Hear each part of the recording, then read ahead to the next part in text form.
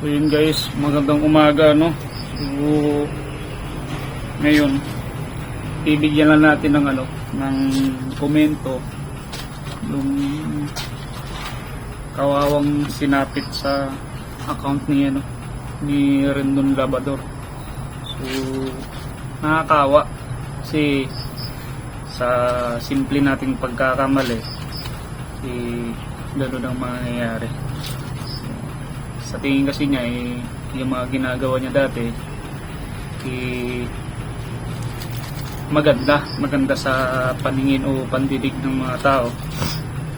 So hindi niya alam na ang resulta yan, pagka-ban, pagka-ubos ng mga niya, social media account.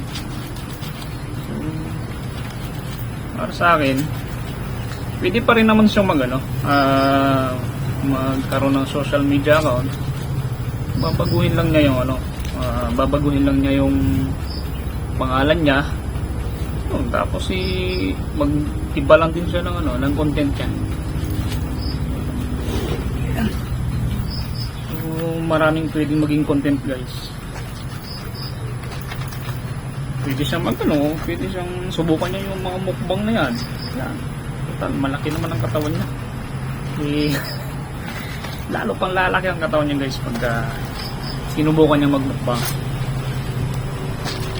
Yung ginagawa namin pag mumukbang isa magpatawan, magsuot-suot din siya guys ng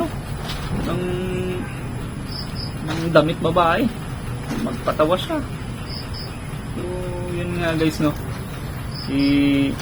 sa konting pagkakamali ng tao marami man ang naging pagkakamali niya kasi sinitira niya yung mga sikat na mga celebrity, mga tao, yung mga kilala talaga. So yun nga ang naging bunga ng mga pagtitira niya ayan, naban sa Facebook page niya tinanggal, pati Instagram, TikTok, ayun, pati yung mga email, yung mga Gmail account niya, so nawala lahat.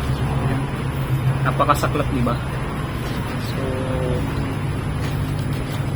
ko rin, payo ko rin sa mga sa mga netizen natin dyan, sa mga nagre-report.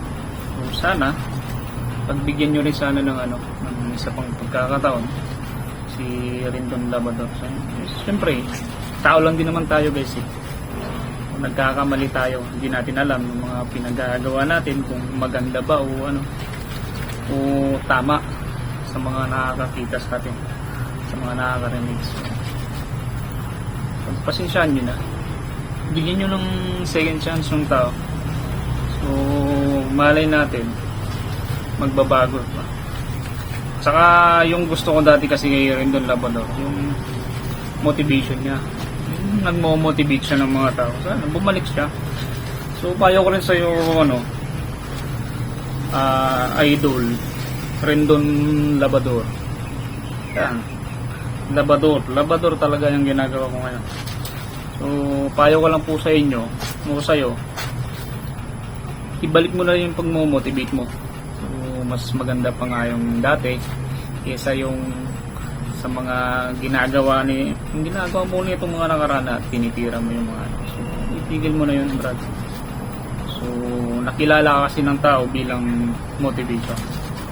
Kung mo-motivate ka ng tao, maganda yun, ibalik mo na lang yung ganung sistema ng pagpo-content mo. So yun lang guys. Kung gusto mo nga pala Rendon Labador, gusto mo mag-collab tayong dalawa magmukbang tayong dalawa, magsuot-suot tayo ng wig chat. I-motivate natin yung mga manunood sa atin. So yun lang guys So panawagan ko lang sa mga viewers natin dyan,